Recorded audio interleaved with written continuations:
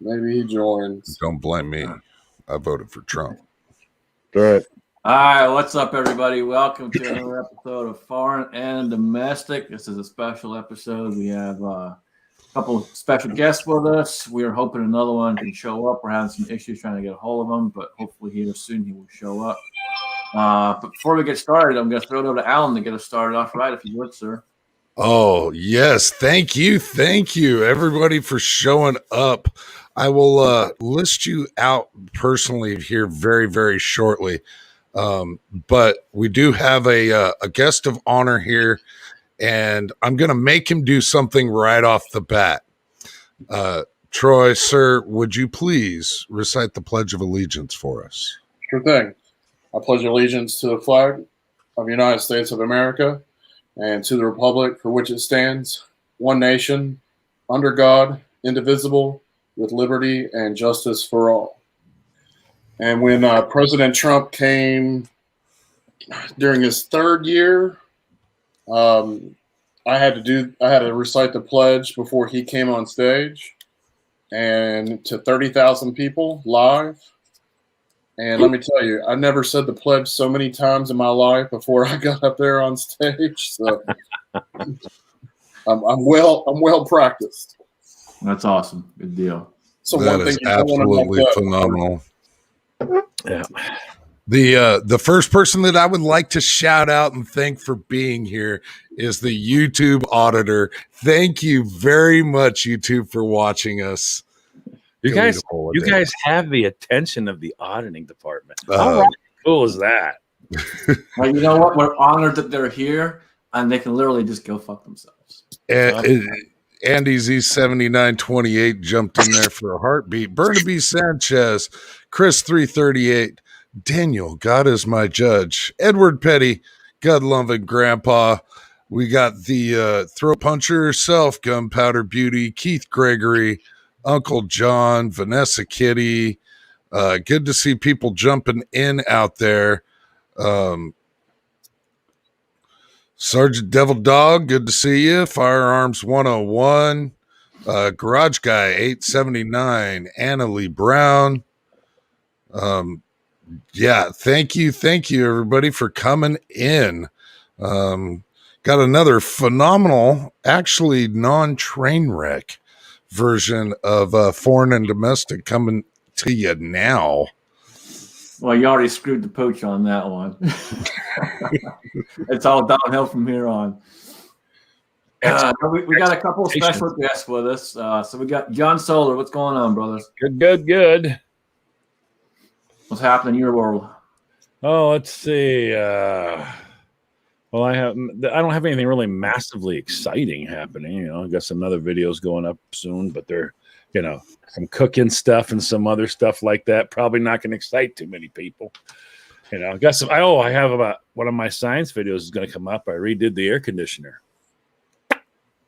No compressor and no Freon. There you go. Nope, Pelletier chips. It'll be an actual real air conditioner with fans, with everything, but there'll be no Freon and no compressor. Pelletier chips. No, he's just going to put his heart in the center of this thing and have a fan blow by it. That's exactly what it's going to be. It'll cool off the environment. I, too, am a fan of climate change. If you like air conditioning, you, too, are considered a fan of climate change. Indeed. Awesome. That'll be interesting. Yeah. All right, and we got Troy with us. You guys have seen Troy before. It's good to have you with us again. Appreciate it. I'm over here in Kentucky, and let me tell you, we're in May, and I can't remember another May when it's been like 40s and 50s. So it's very interesting. We have not really had to turn the air conditioning on, so saves money on the bills, but it's also kind of weird. It's like we should be creeping into almost summertime. Yep, we have the same out here. We're in the low 40s and 50s, and supposedly we're supposed to get another bout of snow, which snow in May is just nuts. It's regular for me, but you know. Yeah, here in Iowa, normally we'd be seeing that thing as well, but I've got my organic air conditioner going on right over here. Okay. Fan in front of the window. Yes, it's the organic air conditioning. Well, organics, you know, that's the important part. So Good to see Mario Mosen jumping out there. Good to see Mario, Corsair Trainers. I did shout out to Uncle John, and happy Mother's Day to all the mothers out there. So happy Mother's Day, Gunpowder Beauty, at least that I know of. AR Guns 1776. And speaking of cold-hearted, Fuzz Fork 8. No. One of the most lovable gents on YouTube, full of information. If you don't know, check out Fuzz Fork. He's always got good information. Nope. 101 bought another CZ. what is going on with everybody in these CZs? Man, I don't remember. I don't know how many he's up to now. It's well in the double digits. Only you can only own so many Jimenez. well, Ruger fan. I'm pretty sure he's in the 20 somethings. He's up there. Where are you, Daniel, that it's 101 degrees? No. Well, he's calling out 105 101. Yeah, he's not too far from Calling up this guy right here. Yeah, he's saying no, 101. I believe that's his age. it might be, yeah, it might be his age. I noticed he was a little slower last time on the range, so yeah, he's probably getting up there. Speaking of age, welcome to JH586. Always good to see them. And that's 586 BC. Just so you don't know, Troy, it's BC. That whole switch over in time, you know. Some comedian, I forget, talked about when they did the switch over, everyone just had to buy a new watch. It works.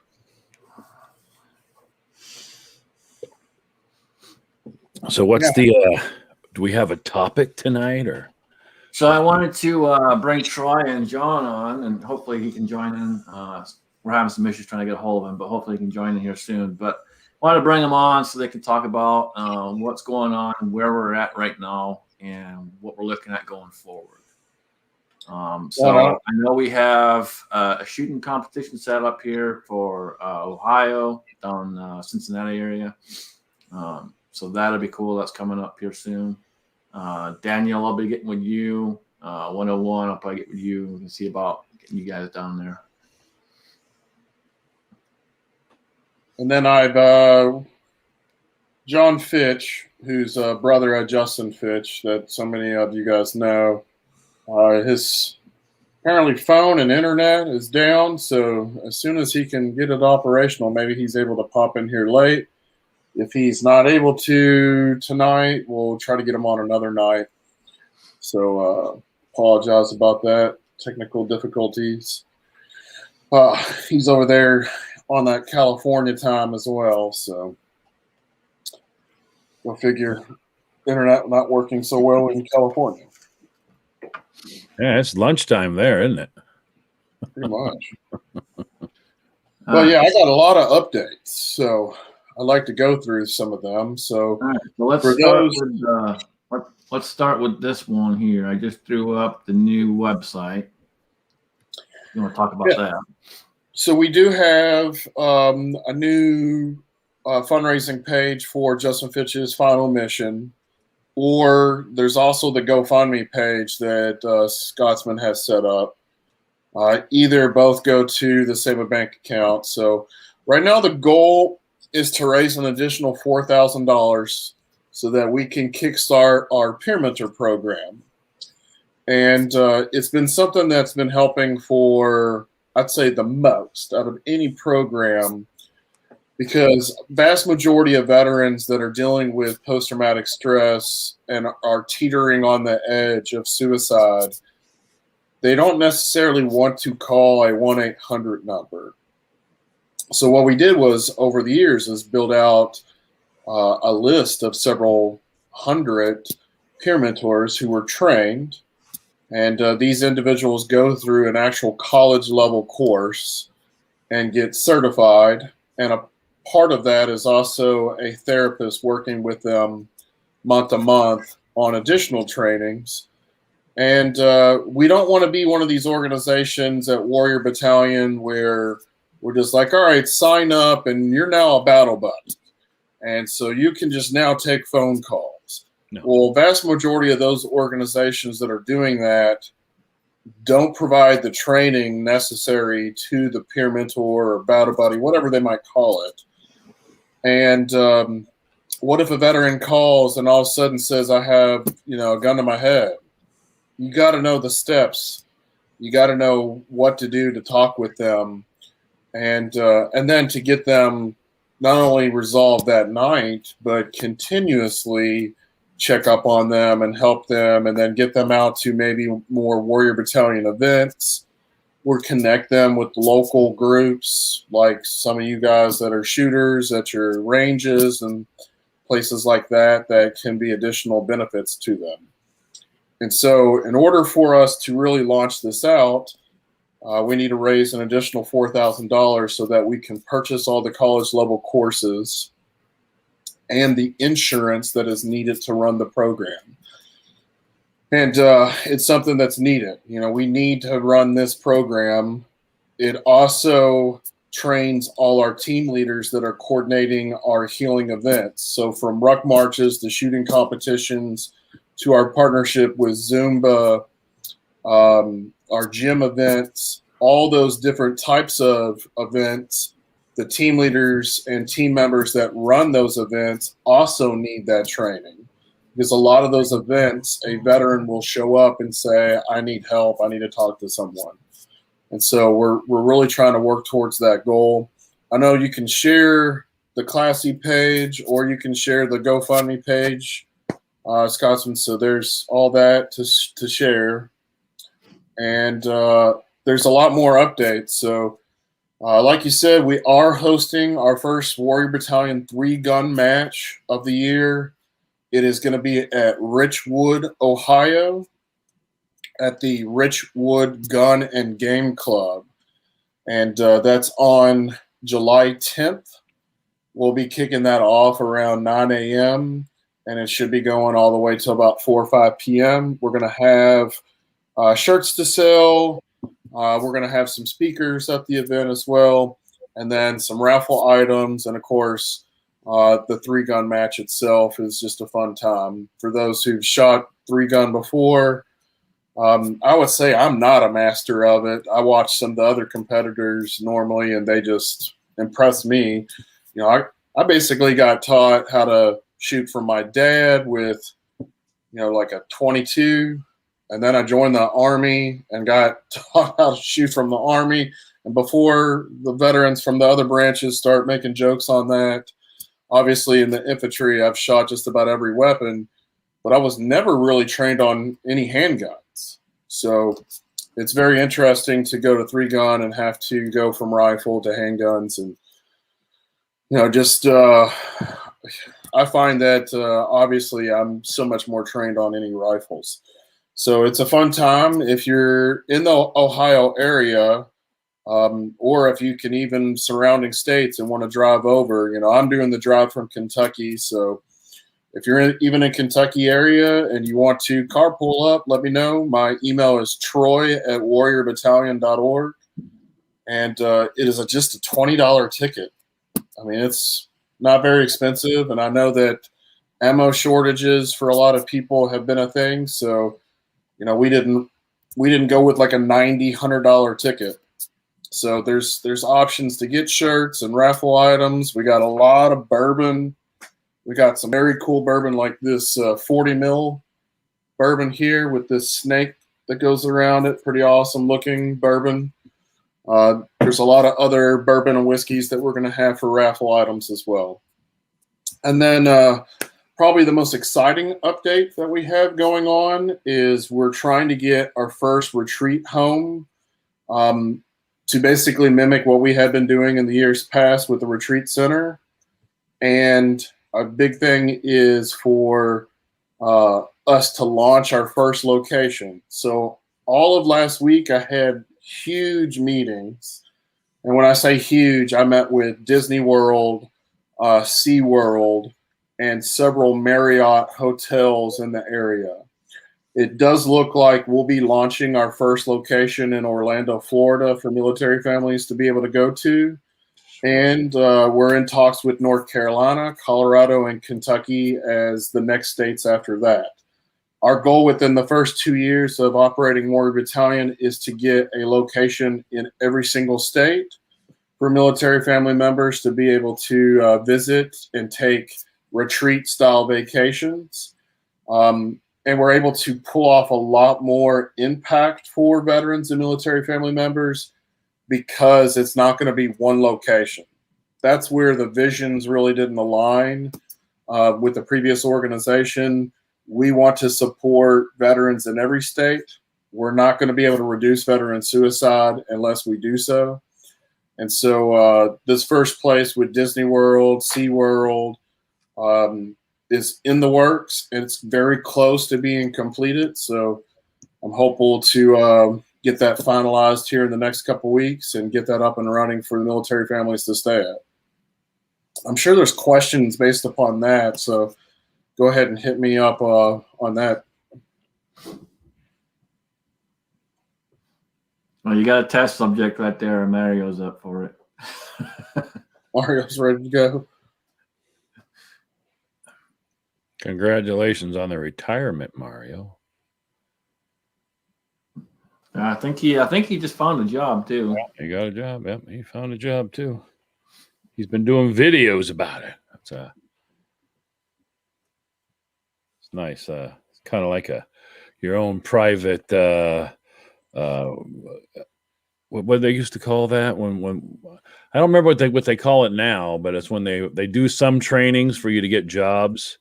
I used to do the one for how to pick a suit and all that stuff. I did that, the Dress for Success program. What do they call the go back to work one, Troy? Do you know that? Specifically through like the VA? Is that what you're talking about? Yeah. I did the Dress for Success for them. I know they have like the Hiring Heroes program. Maybe that might be what it is. I can't remember what it is. Or some type of like transitional unit, maybe. Mario says internship, you dummy. That's not what I'm talking about. There's an actual name. Like when I used to go in and teach them about here's how to pick the right suit. You can't just pick a suit, and you have to get the right kind of suit so that you're dressing for the success. Some guys just put on a pair of jeans and a sport coat and go, there you go, I'm dressed. Right now, no, you're not. You got to do things different. They're just so used to Class A's, and they might have mess, but that's what they're used to. So they got to figure out how to get around that. But there was a need for it. I always hate it when people would come in for an interview and they'd have a pair of slacks on and a t-shirt, or a pair of shorts on and a t-shirt. Like, you expect me to hire you like that? Well, yeah, and that's what I used to do. I used to tell them, if you were an E6 or up and you owned mess, you took a certain amount of pride. So that pride that you felt there is the same pride you got to project. So people are buying you. You're just trying to teach them. People are buying you. Why would I buy you? And your first thing you should have is what you're wearing should be the first statement of why, and then present them with your skill set. But yeah, I had a guy walk in for a job interview, and as he was introducing himself, I said, "Interview's over. You don't come to a job interview wearing flip-flops." Yeah. Transition workshop. Okay, there you go. Now he's got it. Okay. Yeah, that was the thing that I would go through and teach them that these are little important things that are a big deal. And it wasn't that hard for a military person to understand, because you arrive at formation. Even though you're getting ready to do PT, that shirt is tucked in, the t-shirt's tucked in. It doesn't matter. You still take a certain degree of pride. It's just reminding them that it's different now, and these are what people are looking for. But yeah, he said in the workshop there, transition workshop. And you forgot the safety belt. Always have to have your. I was in prior to safety belt, but it came out while I was in. I just it's just a head scratcher for me. It just became a meme for us. Yeah. It's like, do you see the giant group of people and the big guide on? Yeah. Okay. All right. There you go. Well, but Bald out there also has a point. If somebody showed up to interview with him and was wearing a suit, he wouldn't hire the guy. And it's literally dressing for what you're looking to get. Right. It's called dress for success. And what it starts off with is it's called a qualifier.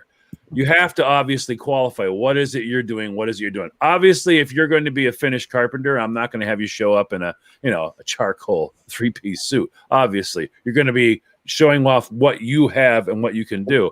But that's a whole different. Those interviews are different. I got called in for the interview to teach people the interviews. Like, I'm going to go to work in a business. In a business office, or I'm going to be working in a financial institution, or I'm going to be doing this. Where the dress was called for, since I was a retired vet, they called me from Men's Warehouse to go down and teach all of those classes. So I taught them all around here in New Hampshire. I'm always also amazed at what you can't ask as an employer. It's gotten weird now. It's pretty friggin' weird. I mean, it got crazy before I retired again, but I mean, they have a new form you have to fill out with all this showing IDs and things like that. I forget what they call them now. Is it I-9? I think it might be an I-9 or something like that. But it's a really crazy form. But you're not allowed to ask all kinds of stuff. They can turn around and tell you, I'm a college grad. You can't look it up. They can tell you all kinds of stuff. Yeah. You can't look it up. You're not even allowed to get this one. Oh, I used to work for Ted. Oh, really? Ted down the street? Yep. They can't call Ted. They're not allowed to call Ted. You can't call for references like that anymore. Like, I always wanted to ask employees if they have kids and need daycare services, but you can't even ask that. You can't, because they might say you discriminate against the fact that they have kids.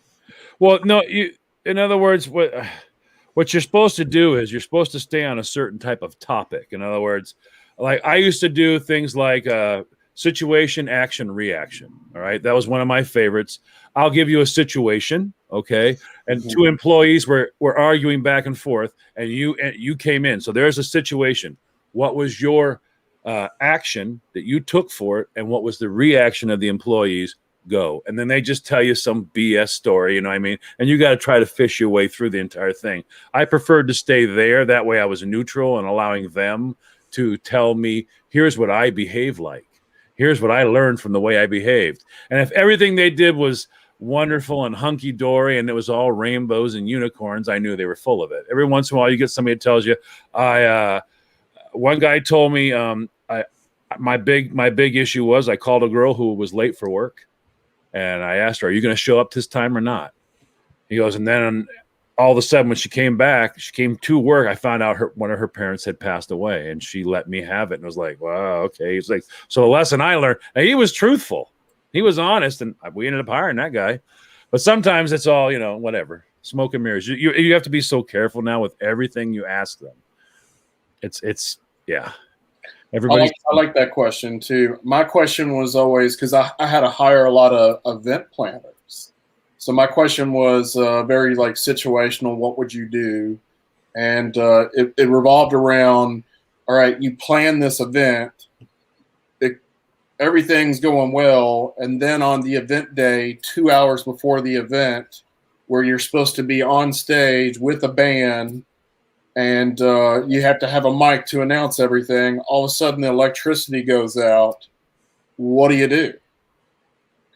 And you wouldn't believe how many people in those interviews are like, cancel. Yell really loud. Yell really loud. Run to Walmart and get a generator. Buy a megaphone. Have a megaphone as a backup always. Those are the answers I want to hear. But I kid you not, 70% of them would be like, all right, you got to call the event off. No, never can call the event off. The No, show's I like personality questions that if you look into it, you can see quite a bit more about the person. One of my favorite questions to ask in an interview is if you were any other animal other than human, and don't kid yourself, us humans are animals. If you were any other animal, what would it be and why?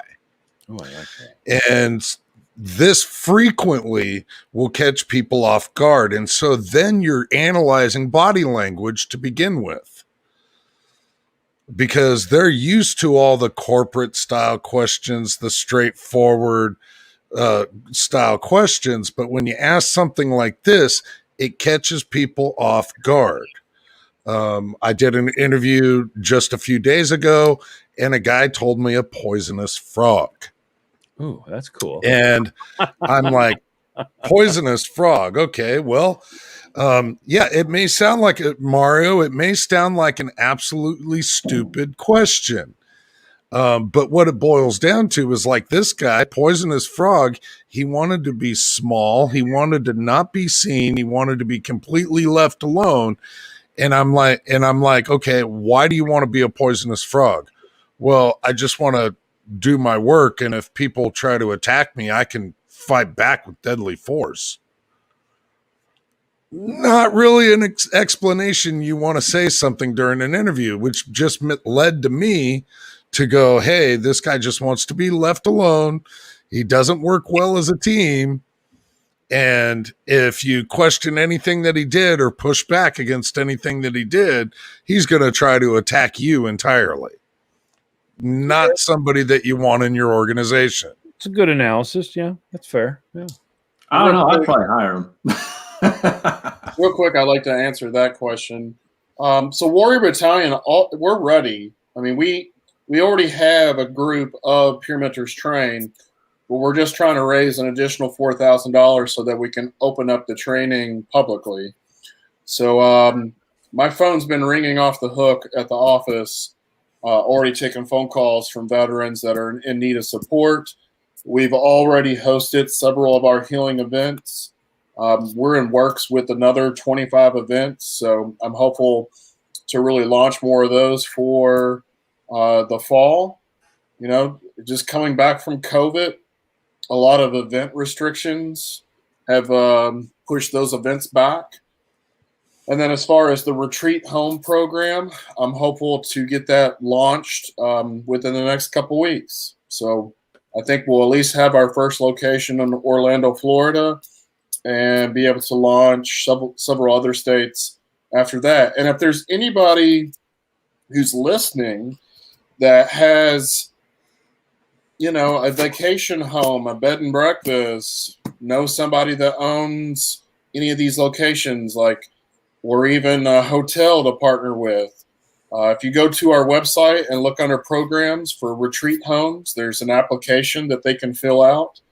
And of course, they can always reach out to us, info@warriorbattalion.org, so that they can learn more about the program and ask any questions that they might have. And I'll tell you real quick, going back to hiring people, yeah, it's not easy. I'll tell you that much. You put an ad out for a specific job, and you'll get a lot of people who don't necessarily have the qualifications or the experience, and you want to give some of them a try. But the reality is that's probably the most difficult thing. Is as an employer, sometimes you have this big heart and you want to help somebody and give them a job.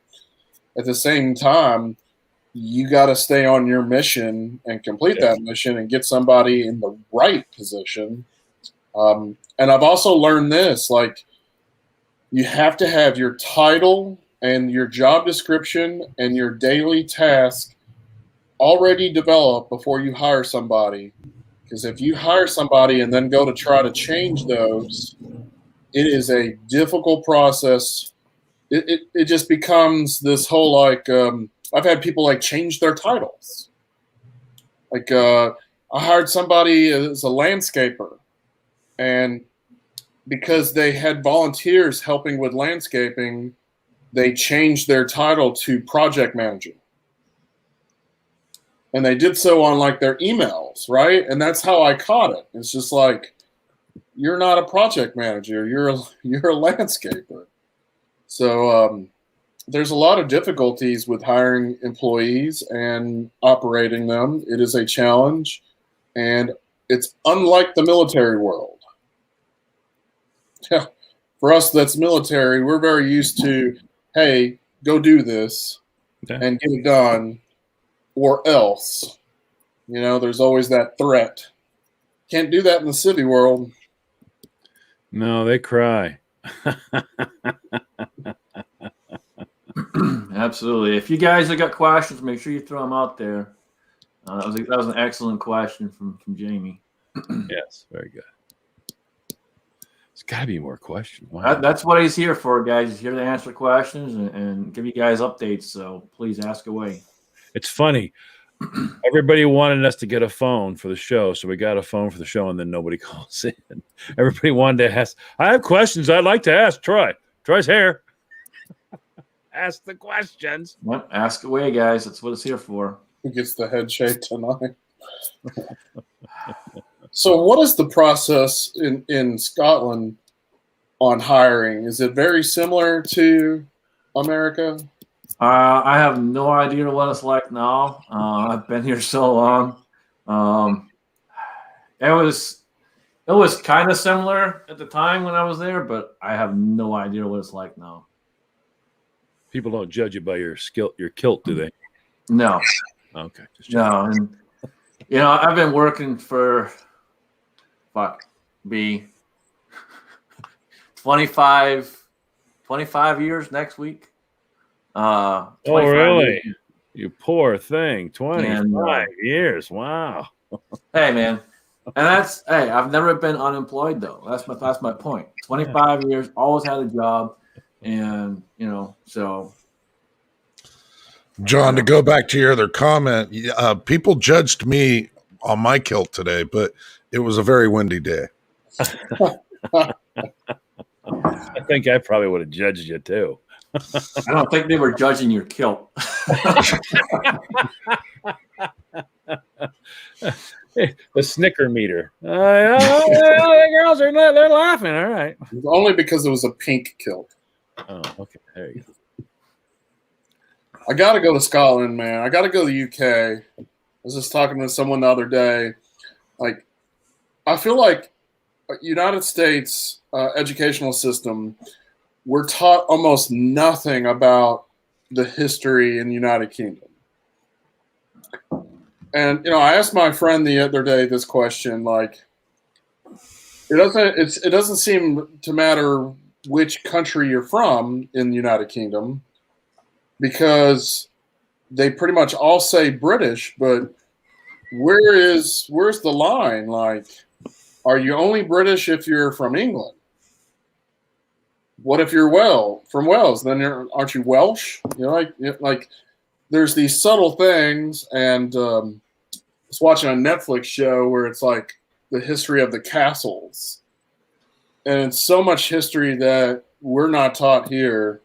We're pretty much taught the Revolutionary War, and maybe a few things, but like I don't understand the whole United Kingdom thing and why Ireland is not part of it, yet Northern Ireland is.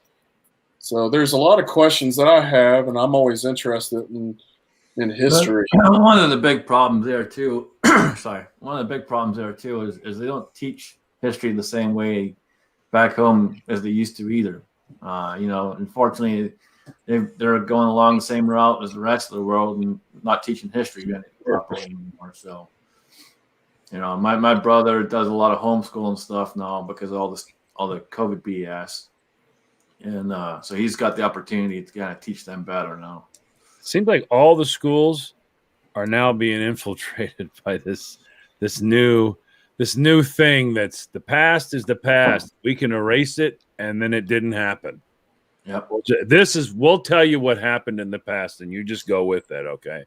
That's kind of like the way it is everywhere now. JH has another question for Troy. How does a veteran seeking help get started? So you can go to warriorbattalion.org. There are various ways that they can get involved, either with joining one of our healing events, contacting a peer mentor. We are going through some website development.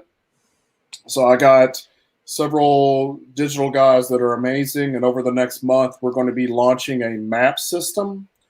And on the map system, they're going to be able to type in their zip code and find a local peer mentor to talk with, or a local team that's hosting events. So there's going to be a lot of that, or even some of the retreat home locations as we roll those out.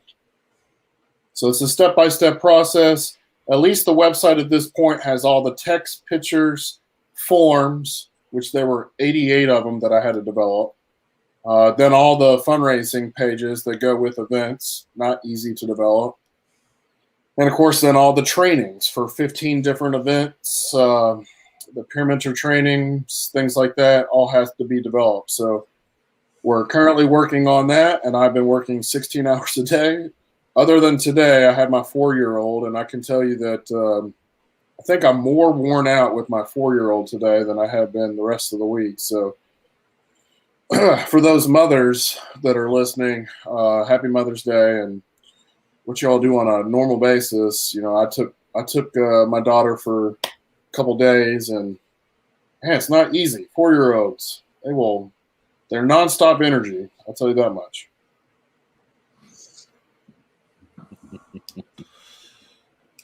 So the main fire at the moment, I know you got feelers and legs all over the place, and a lot of different directions that this has to go.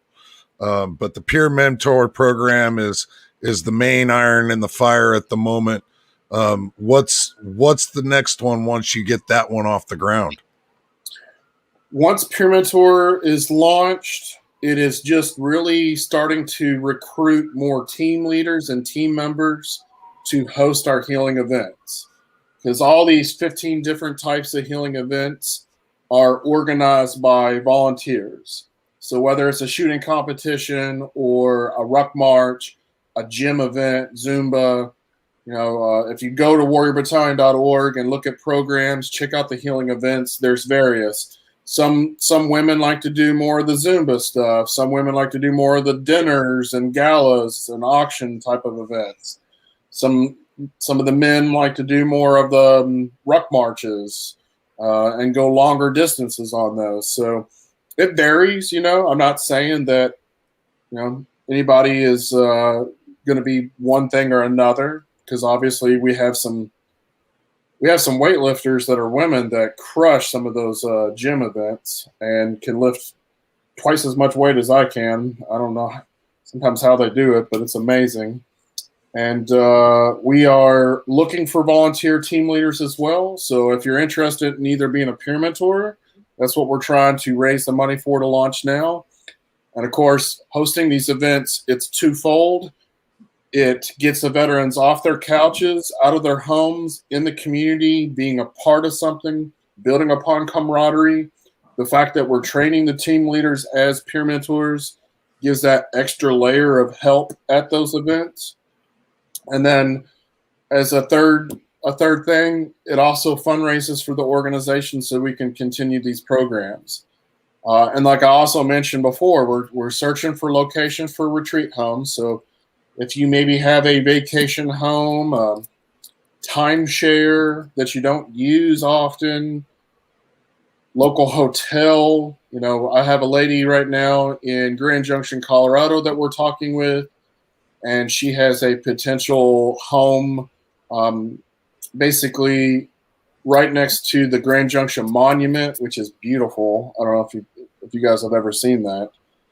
So that's in talks. We're also talking with North Carolina on the beach. So lots of great things there. And then, I was looking at that.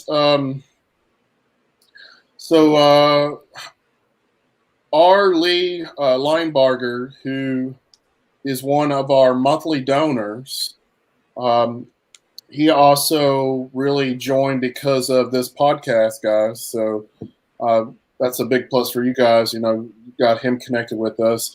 He did send us his book. I have it real close here. Thoughts of an Old Soldier. I was reading some of it, and it's pretty awesome. It's a lot of poetry. And so he's willing to sell the book as well. So we'll put it up on our website. And proceeds, I don't know how much. I'll have to reach out to you and talk to you about that. But part of the proceeds, he says, he'll donate towards that $4,000 goal. Awesome. Heck yeah, man. Yeah, he's a good dude. I was watching a video of his on Facebook. He got a bunch of trailer homes delivered. That did not look easy. No, not at all. That's been a long process for him. I think that was, 8 or 9 months. It was quite a process. Poco Loco, I'll get you connected with Troy. I'll send you an email so you can get connected with him.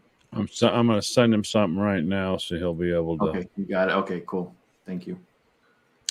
All right, thoughts of an old soldier. I'm just keeping care of that mustache.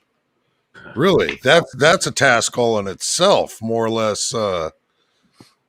Writing books and getting the house completely tore down and rebuilt, and that mustache, I'm telling you. So we do have some beard and mustache competitions coming up as well. So there might be something, Scotsman. You might have to travel to Louisville for that. We're working on. When I did my trip to Wichita for our first Warrior Battalion Ruck March, I also stopped off Wichita, Kansas City, St. Louis, and met with the Bearded Villains. They are a fraternal organization, and they do a lot of fundraising for organizations, particularly the one that's in Louisville, which is Slugger City Bearded Villains. We're in talks with them and working with them right now to host a 2021 beard competition and concert in Louisville. However, the more exciting event with them is going to happen in 2022. So we're looking at renting out the Bullitt County Fairgrounds just south of Louisville. And we literally could have thousands in attendance for that event, plus overnight camping. So that's going to be a huge event for military families to participate. And, now's the time, I can even work with you guys on hosting some of these camping events. So we're building all the training on that as well. So check out the programs at warriorbattalion.org. There are so many different things to get involved with. And the reason why is because what works for one veteran might not work for the next. What interests one veteran might not interest the next. And a few years ago, I got real pissed because I had a huge company that will go unnamed tell me that, you do too much. And the reality is we have one mission, and that's to reduce veteran suicide as much as possible. In order to do that, we have to target every type of veteran. And if you serve in one branch or you serve in another branch, or you grow up north, maybe you like hockey versus growing up in the South liking football and basketball, so there's all these different things that we want to involve ourselves with because we must target so many different types of veterans and their families, because building the families around the veteran is so important to help reduce veteran suicide. I know for a fact, just having my 4-year-old daughter around me today, going to the park and playing with her for a while, that to me just eases my mind. So little things like that go a long way. warriorbattalion.org, check that out. I think there's a lot to get involved with. And, John Solar, you're up there, Maine? Yep. So if you want to do a camping event, now's the time to start working on that, because it's going to get too cold later on to be able to do anything like that.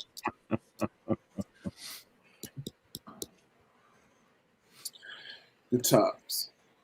Indeed. And I still I just keep wanting to ask Scotsman about Scotland and UK. Like I just You're good, dude. You can ask whatever. If I can remember, I'll tell you. To this We've day, had I still don't a number of illustrious people jump into the side chat since last read. Barnaby Sanchez, good to see you there. Gun loving grandpa, Daniel, God is my judge. The insightful one, Insight Freedom out there. Keith Gregory, New York Outpass, Pistol Pete, reloading from the hot pot. Gene there. It's we've got royalty in the room. I wasn't talking about in your six covered, but the real Cobra Burnout. Thoughts of an old soldier, Vanessa Kitty, wheeled and well armed. But yeah, is your six covered finally in somebody else's chat than his own? And I know that Pistol Pete is probably for, pistols, but I love Pistol Pete Maravich back in the day. Like, his NCAA record will never be beat. No one's ever going to surpass that. It's like 4,000 something points. It's unfortunate that he couldn't land on a decent team in the NBA, or he would have had some championships too. But everyone wants to talk about the handles on so many basketball players nowadays, but man, that guy had it. He had something special. I didn't see Bulldog out there. Thanks for piping in. Good to see you. Yeah, and Cobra, I'm sorry, man. I'm not shaving anymore, man. I think I've put my time out of shaving. And I want to thank you for that, because that was terrifying. It was. I was like, wow, what the hell is that? It's scary, man. It's scary. Never again. Yeah, you never knew that you were having a conversation with a 9-year-old. Yeah. Until he shaved it. That you don't just double take. You're like, what the fuck is that? Especially when you got to live with it for a couple more months till you grow something back. It's scary, dude. It's scary. Yeah, that would be terrifying.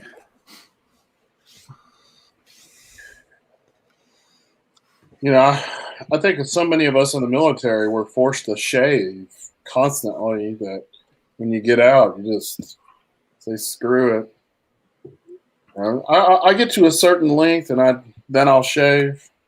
So I haven't gone like anything like Scotsman there. I have been around where Alan is a couple of times. But some of these bearded guys at these competitions, it's crazy. I'm going for the full ZZ Top thing, man. I'm down here eventually. I'm working on it. Mm. Now, for you, it seems like to get to the first is quick. Yeah. After that's where it starts. It takes time. Yeah. Yeah. All right. Yeah.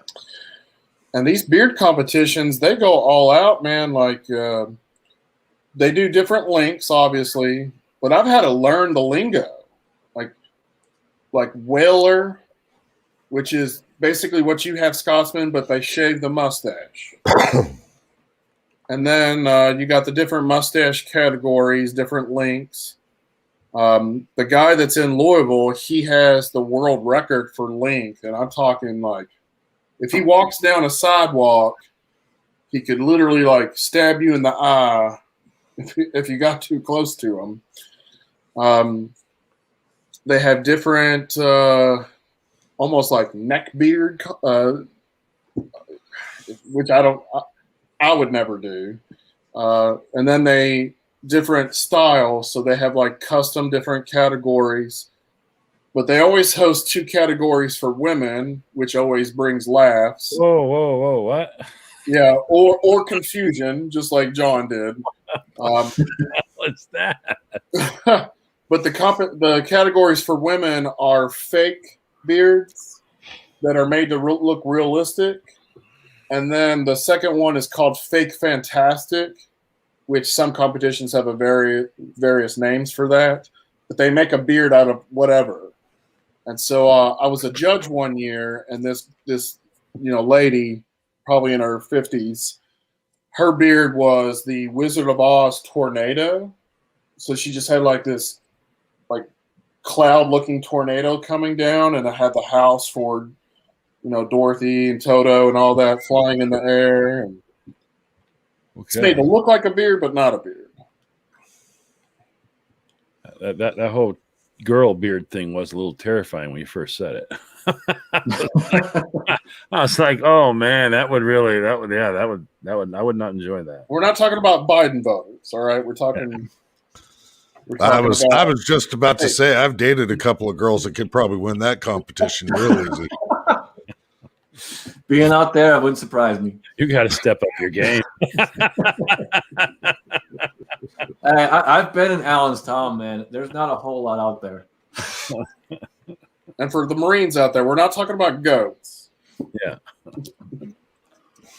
But when they use more beard oil than I do, we can't date. I mean, that stuff's expensive. Why is beard oil so expensive? I can't figure that out. That's just kooky that it costs that much. That stuff is whacked. I mean, a good beard oil is well worth it. Well worth it. You buy some of the cheaper generic stuff. It's just kind of It works, but it's not really anything like the good quality beard oils. WD-40. You get a big old can, a little bit in your hand. All right, I'm ready to go. Or some 3-in-1 oil. That works. All right, we do have a question from Rich White.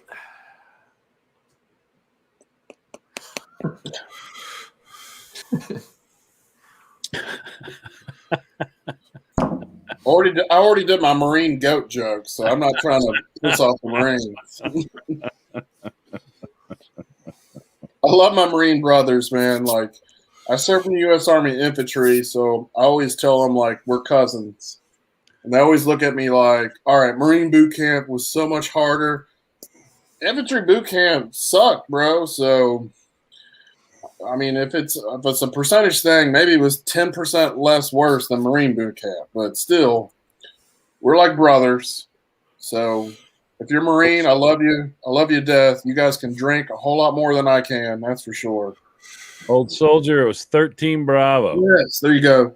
So what do they call that? So Real Cobra Burnout, you want to talk about rocking the Wolverine. There you go, buddy. That's a terrifying looking picture. And Old Soldier was 13 Bravo, 105 millimeter is what I was on. Howitzer, light, towed. Insight Freedom. I am part Cherokee, so, and yet I'm the one with the least amount of facial hair. But yeah, man, like I got a lot of stories of hanging out with my Marine buddies that I won't repeat on this show, but they always end in a crazy way, or something happens during my time hanging out with them that's real crazy, like going down to Mexico with some Marines. This sounds like a short movie clip. Like, you know something's going to go wrong when that happens. True. I think something always goes. I think something always goes wrong when the Marines get wound up. It always goes wrong. And some of the Navy guys too.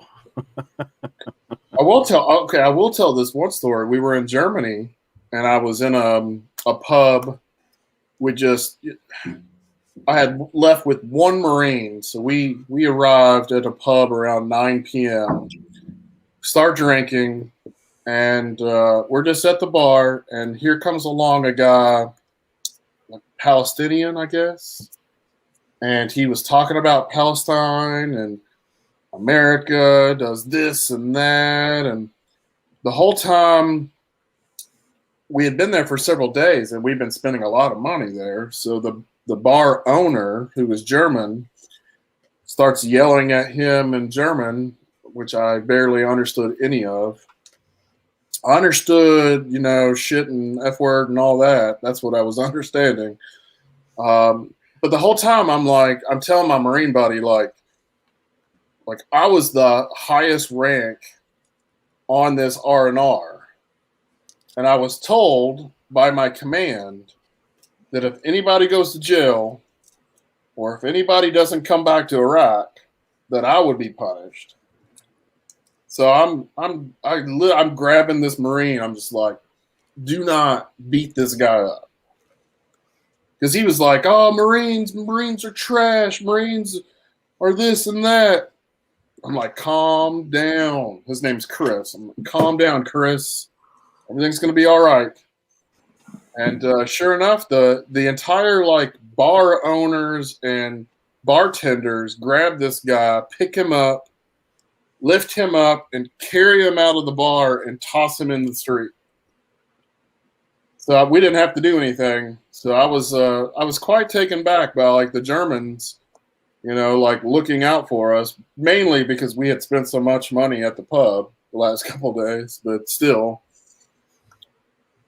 I mean, people get upset about small things, but it seemed kind of crazy to just come right at the Americans and start mouthing off at the American soldier or Marine because you're upset about government stuff. Daniel's out there trying to defend his seamstress skills. You can give it a fancy name all you want. You're still a seamstress. United States Air Force boot camp was nice. Let me tell you, every Air Force base is nice. 13 months on a FOB in Iraq, we went back to an Air Force base in Kuwait for 3 days. When we get there and they give us a tour right at the beginning, they're like, the pool is this way. All your restaurants are over here. Cool. I realized then that I had joined the wrong branch. I mean, we basically took a closet in a shack and turned it into a coffee shop with a coffee pot and green beans coffee that we had delivered.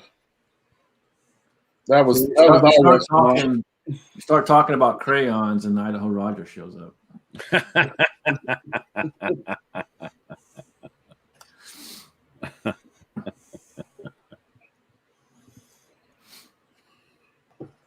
Good to go.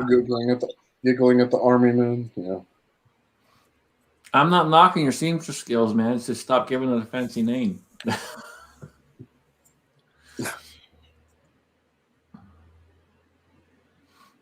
Now, what's he putting together? Oh, he's trying to defend he's trying to defend his Navy career. And then I can't say anything bad about them, man. We all joke on each other's branches. It's all fun and games, But I couldn't sit on a boat for a long period of time. I couldn't have done it. Well, there's also those very awesome things that come off of some of those aircraft carriers and bail your ass out at the last second, too. That's what I'm saying. Thank you very much. I love them all, man. But I'll say this much. Air Force bases and Air Force boot camp just seems like easygoing life in comparison to what I dealt with in the Army.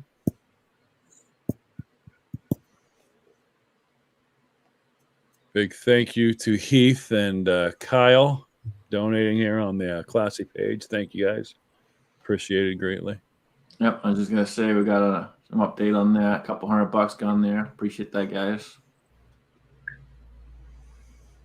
And then sleeping quarters on Navy ships, man. Jeez, I don't know how you guys dealt with that. That just doesn't. That to me just. Yeah. Yeah, I wouldn't like that at all. That's just too damn close. I don't need anybody that damn close. I mean, you look at some of those when they take you in. The one I thought was the craziest, I think, was in one of the aircraft carriers, and they were talking about rotation bunks, and I'm like, rotation bunks? What the heck's a rotation bunk? And apparently, that's not your bed.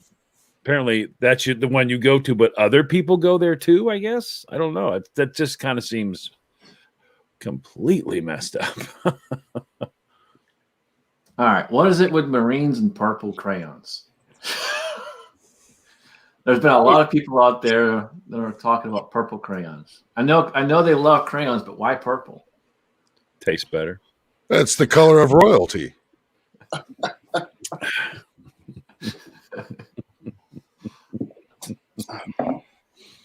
And then, Alan, what branch did you serve? I did not. Okay. No military branch would take me. I tried really, really hard. Went through MEP Center so many damn times. I had that thing down pat.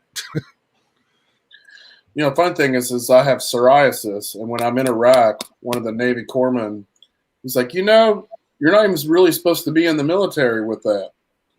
I'm like, I appreciate you telling me that. 8 years, a little too late. Here I am in this 130-degree weather. Those poor people that are born there, you think Scotland's bad. Let me tell you, there are worse places. No, and I can't sing Itsy Bitsy Spider while I do it either.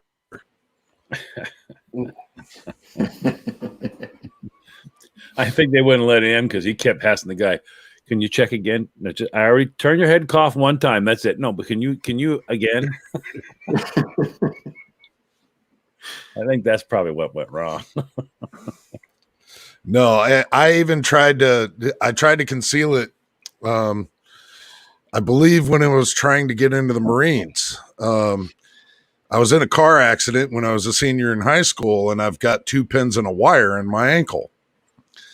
And I had already tried to go into Air Force, and they ultimately discovered it because I still have a J-shaped scar on the inner of my ankle. And so, yeah, they found it exact same way, found the J-shaped scar. And they're like, either you tell us what happened there, or we're going to send you for x-ray. I'm like, I ain't going to waste your time or your money. Yeah, and it's predominantly because of the 2 pins and wire in my ankle that no branch would take me, even with medical waiver. I tried as much as I could.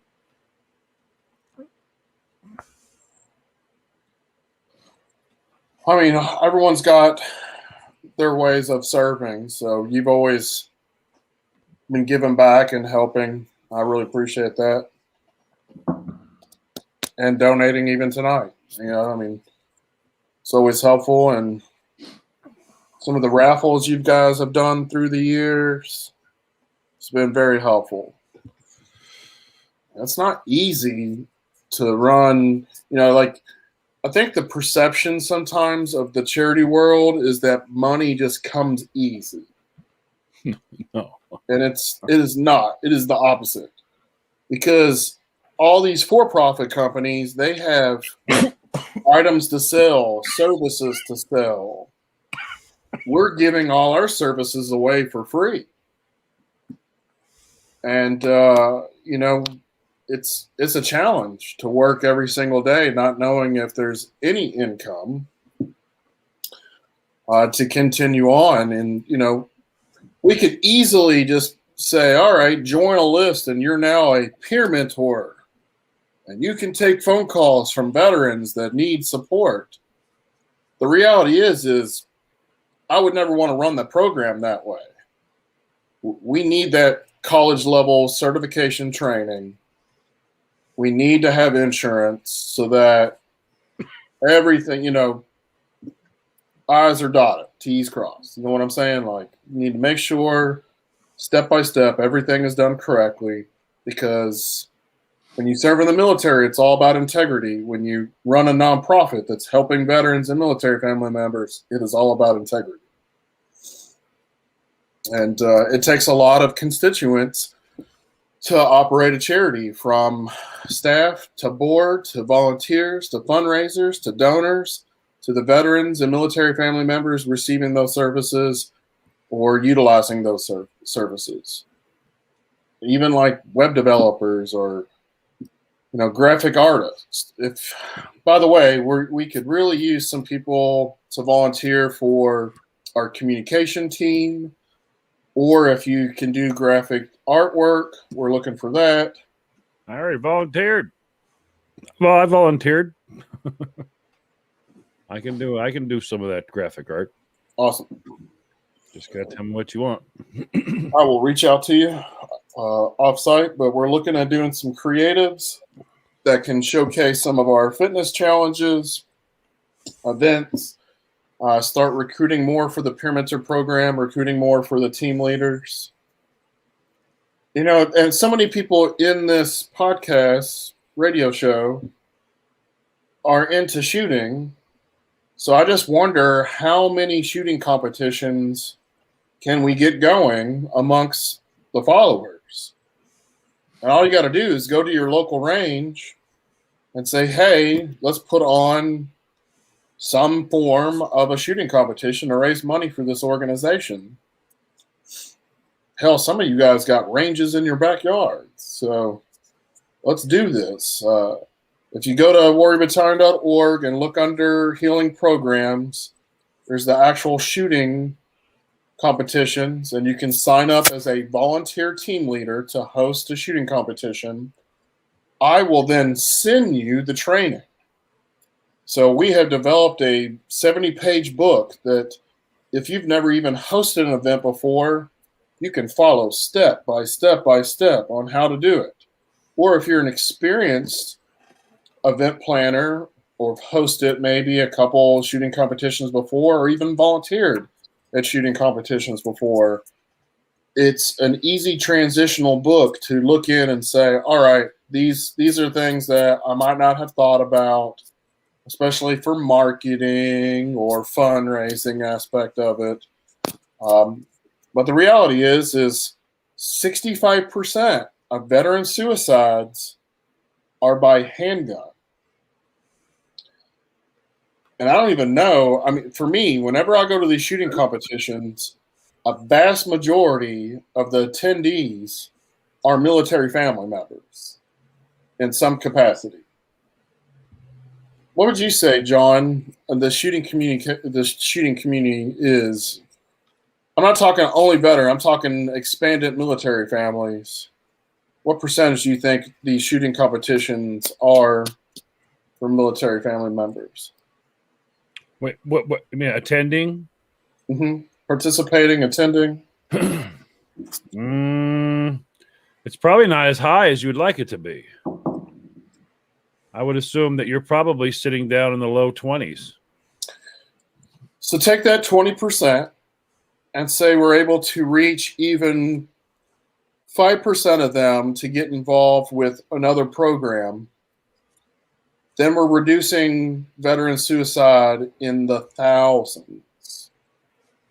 So think about that. It's something that we have to start doing. And every shooting competition that I've ever hosted and gone to, we've had at least one veteran show up, sometimes 4 or 5, saying that I need to talk to somebody. I need help. We had one, he was up in New Hampshire, and the veteran showed, and he had just gone through a divorce. And he said the night before he was pretty sure that he was going to kill himself. And so he then saw the TV station do like a little interview with us the night before. And he said, well, maybe this can help me. So he drove an hour to the shooting competition, and he sat in his car out by the entrance. And I walk up to him just like, are you looking for the event? He's like, no, I'm looking to talk to somebody. I have to talk to somebody. So I got him to pull up, get in the parking spot. I just got into the car with him, and we talked for about 2 hours while the shooting competition was going on. And, we had sold out. This was at 6 Hour Academy. and we had 400 shooters over three days, and then additional. One of those days was another like 100 shooters that were the volunteers themselves. So 500 total shooters, completely sold out. I went over to one of the match directors and said, we got to find space for this guy. He's not, I'll even pay for him, whatever we got to do. So we got him in.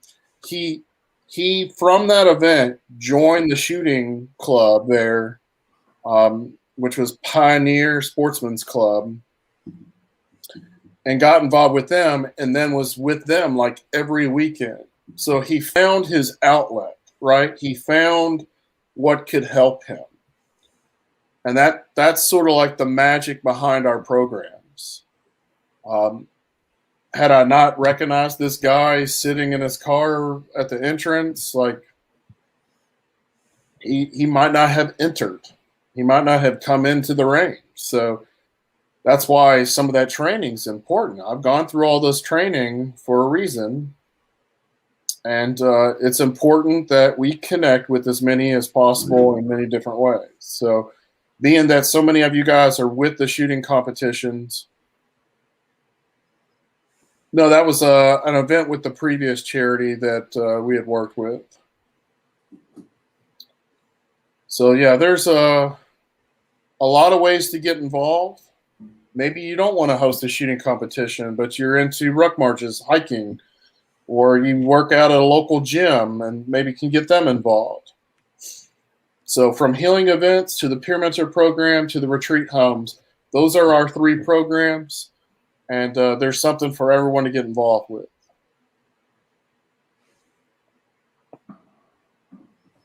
Absolutely. Every little bit helps, you know. So do what you can, you know, reach out to Troy, myself, John, any one of us, and we'll help you and point you in the right direction. Unfortunately, we're going to have John Fitch on tonight, but with internet complications, and he said his phone basically fried, we'll probably have him on another night. I apologize about that. I really wanted to get him on tonight so that people can hear it from Justin Fitch's brother. And by the way, John's a Marine, so bring purple crayons.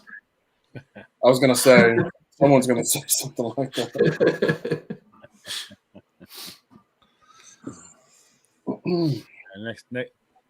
Next time he's on, everybody don't say a word. Just grab some crayons and start gnawing.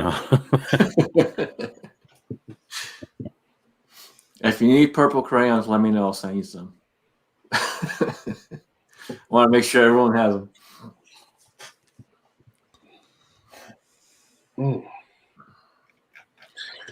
Yeah. So once again, I'm going to go back to because we're not getting asked questions, and I still want to ask Scotsman questions. What does the Queen do again? I still don't understand.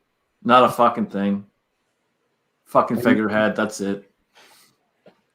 If she really wanted to, she could turn around and make changes real fast, but she gave up all of that years and years ago, and it's been nothing but a fucking figurehead. She got her latest title now. I can't remember how long ago it was. It wasn't that long ago. She's now the longest reigning monarch in history. Yep. So he doesn't do a fucking thing. She's been doing nothing longer than fucking everybody. So. I mean, come on now. She knighted Johnny Depp. It's not a bad gig if you can get it, I guess. Well, yeah, of course not. You sit around eating bonbons, and yeah. Oh, Rick ate all the purple ones. I'll get you some out in the mail, man.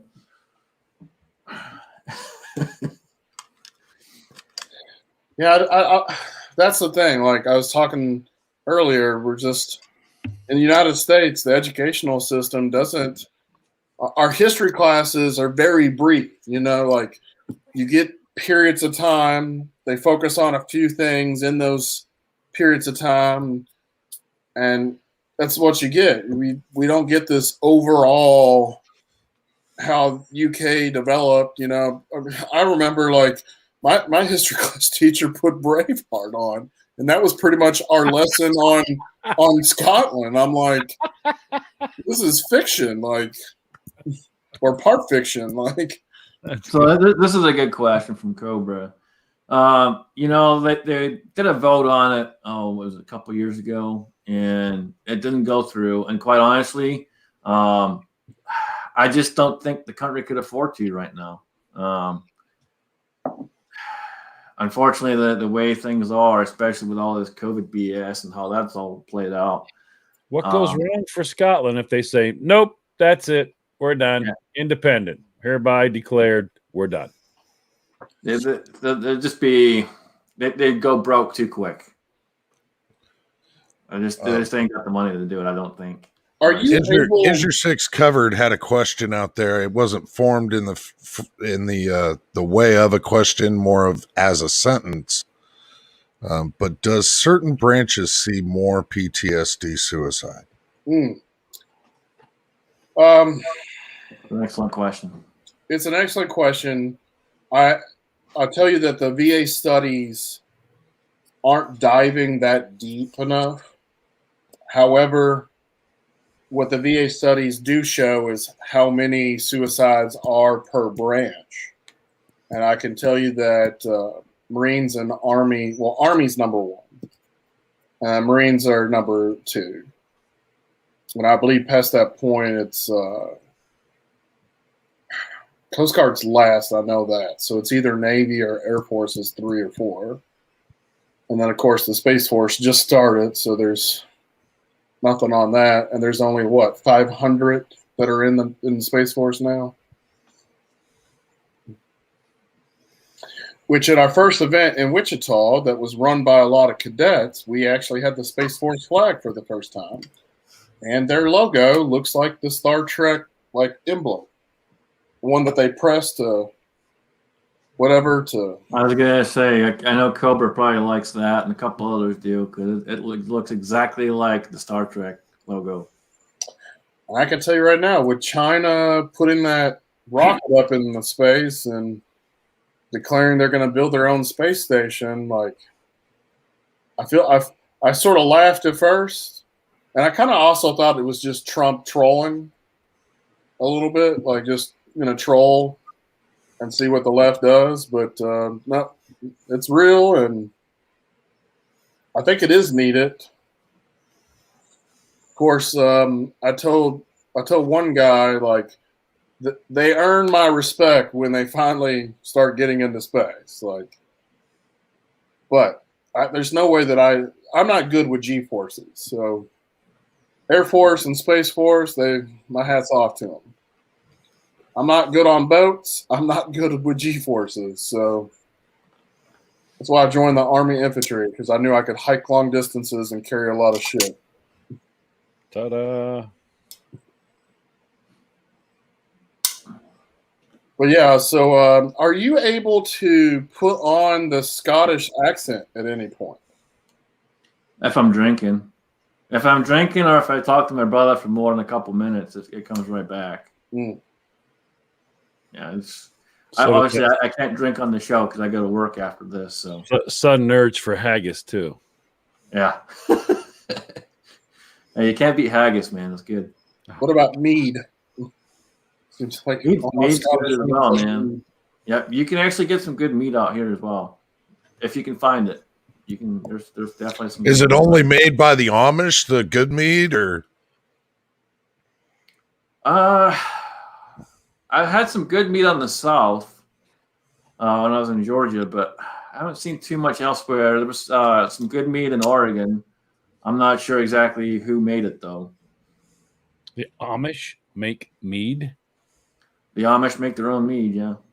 I didn't think the Amish drank. Mm. I thought it was just hard work and shoe fly pie.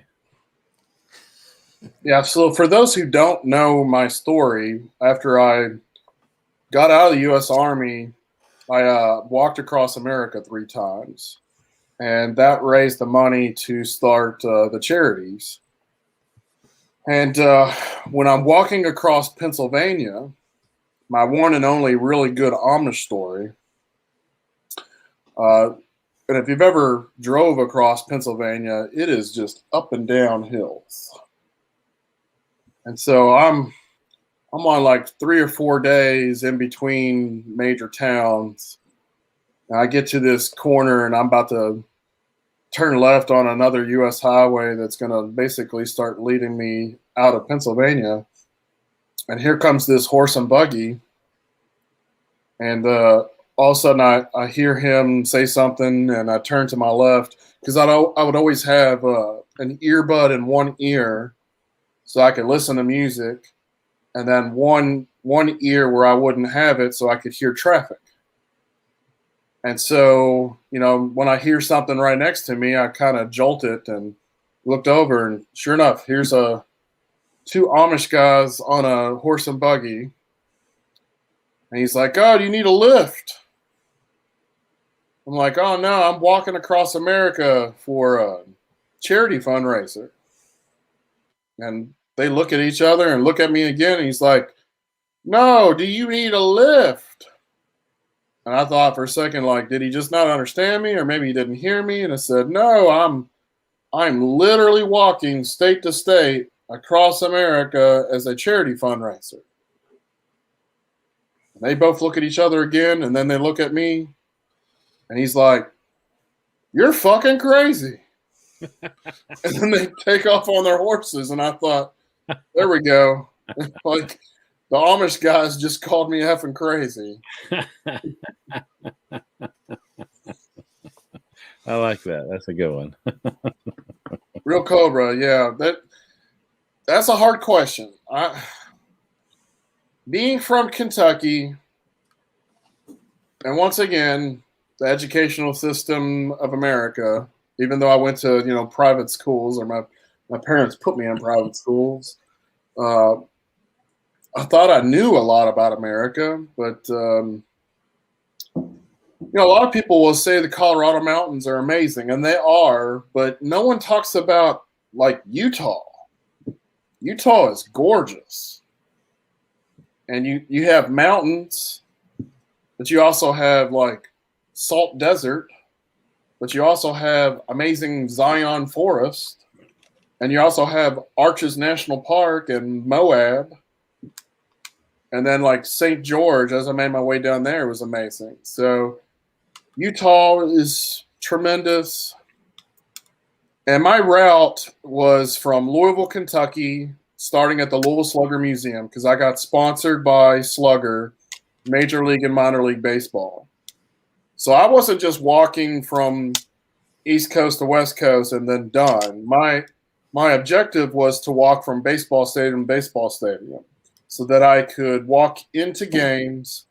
My PSA would be playing on the Megatron, and that way thousands of people would learn about what I'm doing. Plus, Louisville Slugger promised me all the PR exposure as long as I carried a Louisville Slugger bat with me. That's all they cared about. So they spent a ton of money on PR to help me get on the news. And the perception was so I wouldn't look like a homeless veteran panhandling across America. The goal was to have major sponsorships. So I walked from Kentucky north to Chicago, down to St. Louis, across. I suffered through Missouri and Kansas during that summer because I knew that the walk back through the desert had to be during the winter. So all the way from St. Louis to Kansas City, all the way down to Wichita, US 50, I believe, all the way to Pueblo, Colorado, across the mountains to Independence Pass out of Colorado Springs, then all the way west to Santa Monica Pier, turned, walked all the way south to San Antonio, Texas, then walked all the way northeast to Boston, and from Boston, touched the ocean again, turn, walk all the way back to Louisville, Kentucky. So it was a total of 7,880 miles, 34 baseball stadiums. It took me 17 and a half months. I weighed like 80 pounds less when I did it than I am now. I need to walk across America again, apparently. Apparently a really good way to lose weight. And it was absolutely monotonous. And I can tell you today that the easy part was the physical. Because once you walk for a couple weeks, like your body's just used to walking 15, 25 miles a day. It's the mental, especially when I got like halfway done, it was like, holy crap, like I had to do double what I've already accomplished. And there were some moments, but I got a phone call, like, I'm from Louisville, Kentucky, and whether you like Muhammad Ali or not for Vietnam, he's still like an icon thing for Louisville. So they had Muhammad Ali on a video conference with Layla Ali, his daughter, call me to tell me to keep going. So, I was like, all right, Muhammad Ali basically told me to keep going, so I'm going to keep going. And that's a whole nother discussion with the Vietnam stuff. But I had most interesting time. I went from being deployed to Iraq for 13 months, suffering in Iraq, to all of a sudden walking across America and my face on national TV. How many pairs of shoes is probably the number one question I get. So I was sponsored by Merrell Shoes, and they really have nice hiking shoes, and I put 900 miles on each pair, and I went through 12 pair. However, the reality is I probably should have switched over at 600-700 miles per pair of shoes, because I developed a foot infection more than once. I got a really bad infection in Texas in the hill country, and the doctor stuck a needle in me that was like massive to drain my foot.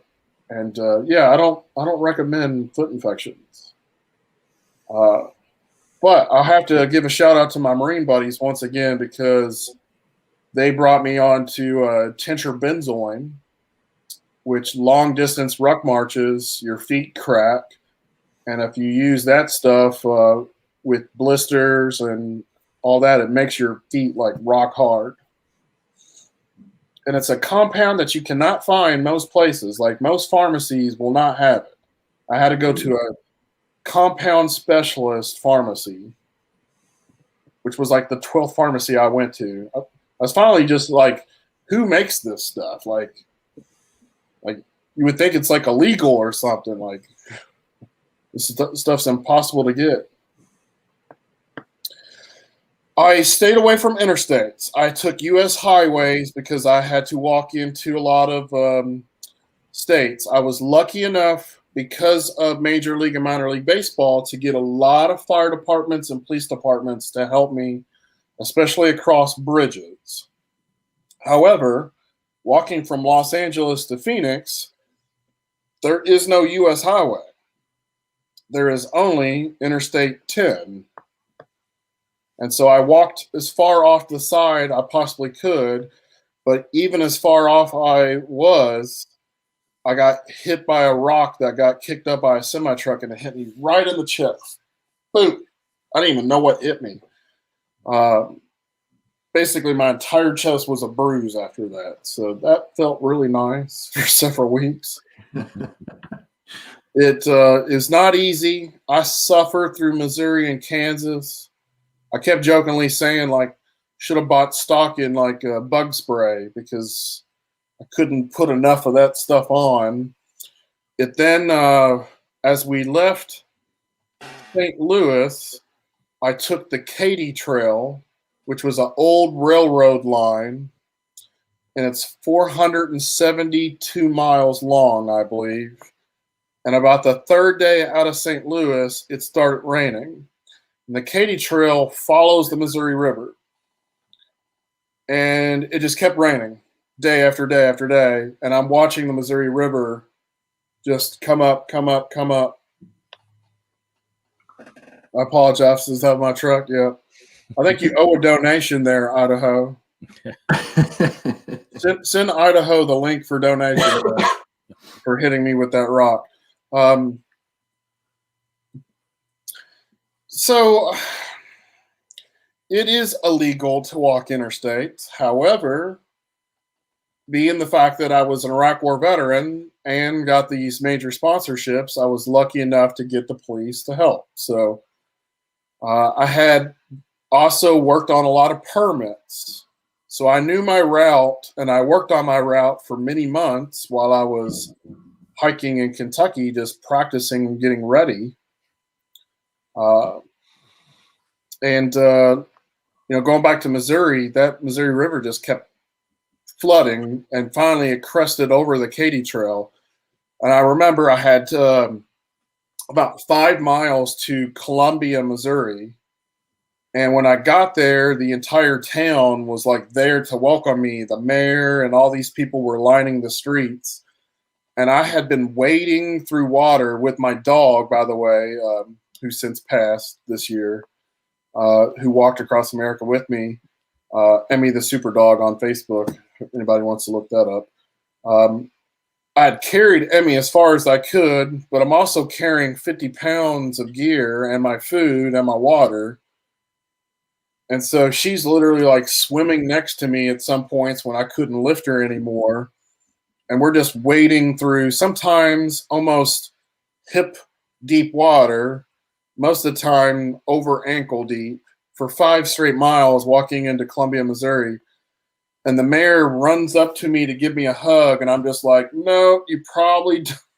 Like, I smell so bad right now. You do not want to hug me. It was not easy. I had volunteers that helped me find places to sleep, hotels that donated a lot of rooms. Eventually, we started raising enough money where the charity purchased an RV for me to sleep in. It was a really old used RV, and that then had to put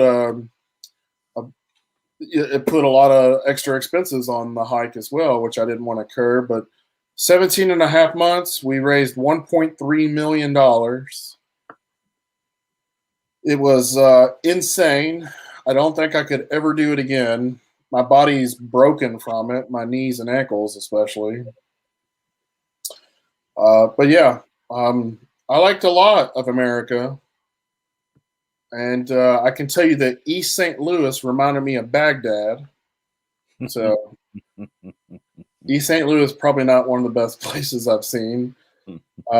Gary, Indiana, I purposely walked through there to get into Chicago, and I did it like at 6 a.m. and there was still like crackheads out. I did camp in a tent a lot of times. When we had the RV, I slept in it. And if you're listening now and if you own some land on the route that I was taking, I might have slept in your yard. So thank you for letting me sleep in your yard.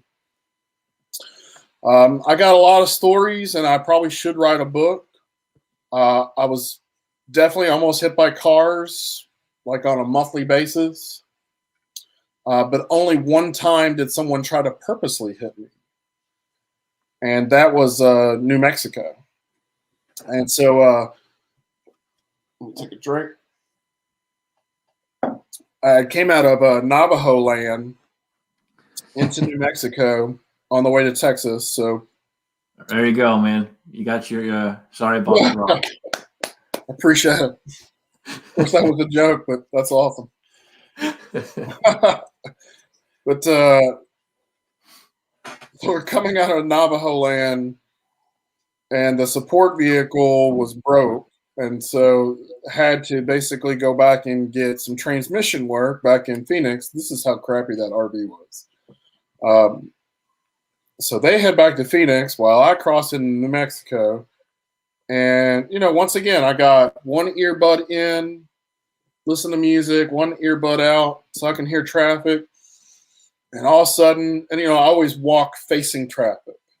That way I can see them, they can see me. And all of a sudden I hear whoosh. And this car was half a foot from hitting me. Grabbed my dog up And of course, because I'm crossing state lines and I'm dealing with police and firefighters all the time, I actually did not take a handgun with me. A lot of people are surprised, thinking that I would. My weapons were pretty much a 6-inch knife, so I wouldn't break any law there. And then I had a can of bear spray. And so that's crazy I'm telling this story because it maybe gets me in trouble later on. But so these guys purposely try to hit me, and they drove up maybe a quarter of a mile. And if you've ever been like New Mexico, Arizona, there are days where you can see like your whole day ahead of you, in front of you, and behind you. It was one of those days, so I could see 10 miles ahead. And so quarter miles, they go up, turn around, and here they come straight at me. So I grab my dog, grab my pack, and almost at the last minute, I jump off into this ditch off the side of the U.S. highway. And at that point, I'm like, they're definitely trying to hit me. They're trying to run me over. And I couldn't tell who was in this car. And I had been on the news so much, I didn't know if it was someone trying to just mess with me or if this was some teenagers or whatever. So I grabbed the bear spray, and it's one of those cans, like once you press the button, it does not stop. Because if you're being attacked by a bear, like you just, it's not one of those like, like, what do you call it? Spray that women normally have in their purse or whatever. Pepper spray. Yeah, pepper spray. It's full on. Like it's going to empty the can once you press this button. And so here they come. And this time, instead of running me over, because I'm in the ditch, so they can't get to me, they slow down, and the guy rolls his window down. And right when he rolled his window down, I jumped out of that ditch and pressed that button. And he said something like, MF you or whatever. He didn't get the whole word out because I sprayed that stuff directly in his mouth, all over his face. Then his partner in the seat next to him was saying something, and I just slid it over onto his face, emptied this entire can in their car. I mean, it was all over them. And then I didn't know what to do because I'm just sitting there I've sprayed these guys with bear spray that has tried to hit me with their car. And so I just grabbed my dog and my pack, put my pack on, and I just kept walking. And like every minute or so, I'm looking back, the car's still there, I end up walking like 10 miles more and just kept looking back. And to this day, I don't know if I blinded them for life because we always jokingly said, like, if I ever have to use this on humans, it's going to be bad because it literally says on the side, do not use on humans. But I had to protect myself. So if you don't have a handgun, bear spray comes in handy. So then the next morning, I'm like watching the news, and I got the newspaper, and I'm just like waiting to see like 2 guys found dead in a car sprayed with bear spray or something like, but it never happened. So well, that's good. They learned their lesson, man. They certainly learned their lesson. Like, don't mess with a guy walking down the street, but definitely don't mess with a veteran that has bear spray. Yeah, you just did what you had to do. That's all there is to it. Run, beat him with the bat. Yeah, I had the little slugger bat. I could have done that. Kind of limited when they're in the truck, though. So, Yeah, I had to do what I had to do. I mean, yeah, there's my Wikipedia page. You didn't know what they were going to pull out, whatever, and point out the window. You had no clue. So, yeah, I didn't know if I was about to be shot at. I didn't know what was going on. It was 2 males in their early 20s. So I'm guessing they were just trolling me, messing with me. But they had tried to hit me with a car, and that's attempted murder. So, You know, I could have called for police, but I felt like justice was served. Like they got what they got coming to them. Not to mention, I'm in the middle of desert New Mexico, so I don't know how long police are going to take. Yeah. Yep.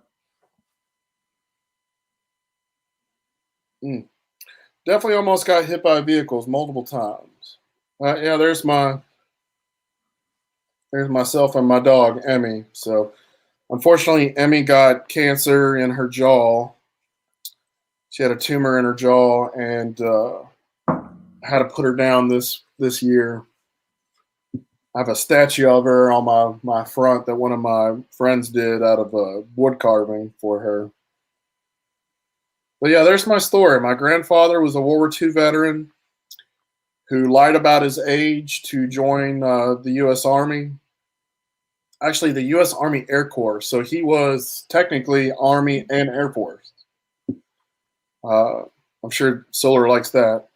But he flew missions in the Pacific, and most of us joined the military. We're not old enough to drink, but he was barely, basically dropped out of high school to join. And it was very like Saving Private Ryan, because he had three other brothers, and two of them were captured. So one was captured by the Germans. His name was Ambrose Leak.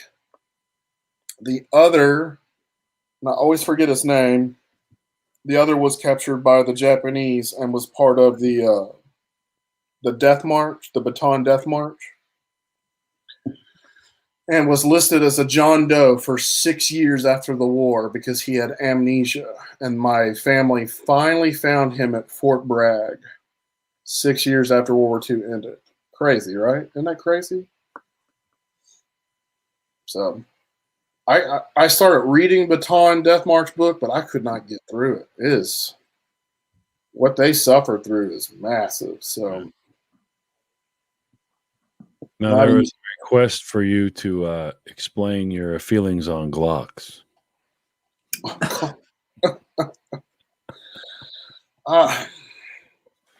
Once again, I'm not so much into handguns because I've always done a lot of rifle stuff. So I don't think I have an opinion or feeling.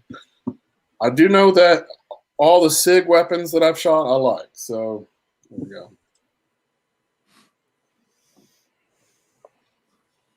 I feel like if you're going to have a handgun too, like I would like a very old school weapon. 1911. Yeah. Now, when I was with Justin, I fired a Desert Eagle, and that weapon scares the shit out of me. So, yeah. All right. Why is it scare? Why is it scare the shit out of you? Because the recoil, if you don't watch it, you'll shoot yourself in the head.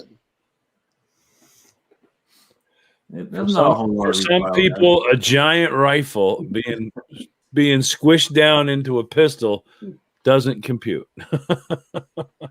I'm sure there's a lot of people right here that are like, "Oh, you're weak, you're a wimp." I've only shot a Desert Eagle one time. That was with Justin Fitch. We go to a range in Wisconsin, and I maybe shot it 5 or 6 times. Well, if you're not a pistol guy, then you're not used to that. Nope. And sure enough, when you shoot it, like it wants to come straight up. Well, yeah, it's got some recoil to it if you're not used to it, for sure. But man, I hit bullseye like you can't miss with a 50 cal. Yeah, Daniel, we can do that. Come the competition, he'll be there, so we can introduce him to CZ. Oh, here we go. Justin, are you going to come down to Richwood for that event? Heck yeah, man! I'll be there. I'll make it happen. Sweet. I probably need some help managing a booth or something, or the raffles or something. Whatever you need, man. Sure, I'll make it happen. I'll make sure I got that. Like I understand like the love of the Desert Eagle, but it just seems like just be easier to have that some rifle form. That and the 500 Magnum. There's no for me. There's no point. I don't understand. I know it's like, but dude, the 500 Magnum has its place. It's Alaska. It's not here. For me, it's just like the Desert Eagle and the 500 Magnum. I'm like, I don't know. No, the 500 Magnum does have its place, and that's on a tripod. But yeah, is your 6 covered? Yeah, you need to get a hold of Troy. He's part of a lot of really top notch shooting events.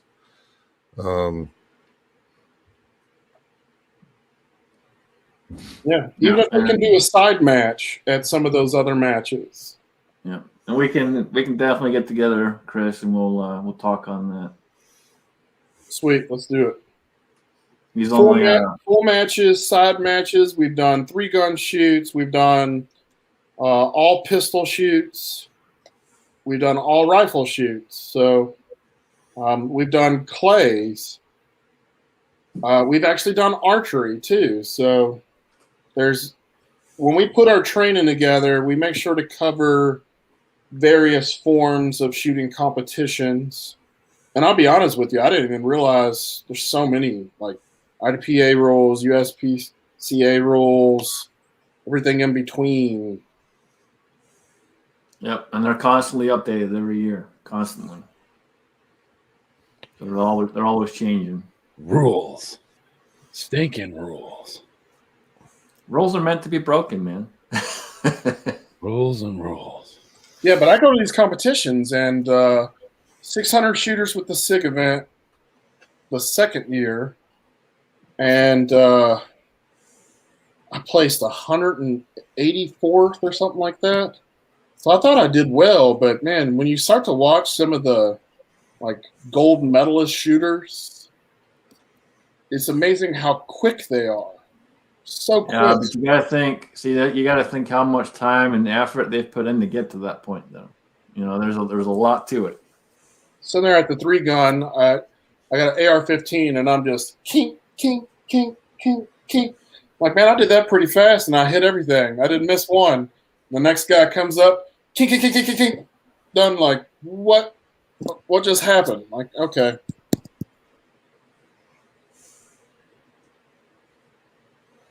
Most energy, you know, I found that peanut butter, chocolate milk really works well. I don't know what it is about chocolate milk. I guess it's part protein. I learned that I can't drink a lot of it. So even if I grabbed a whole bottle, would drink about half that bottle. But I had Cliff Bars as a sponsor, so I was definitely eating a lot of Cliff Bars. Oh, God, I hate those. Man, they sent me boxes of the lemon ones. Oh, my God. Lemon Cliff Bars. It's like a turd in a freaking package. You're like, what the hell is this thing? My kid gave me one of those once. I'm like, what?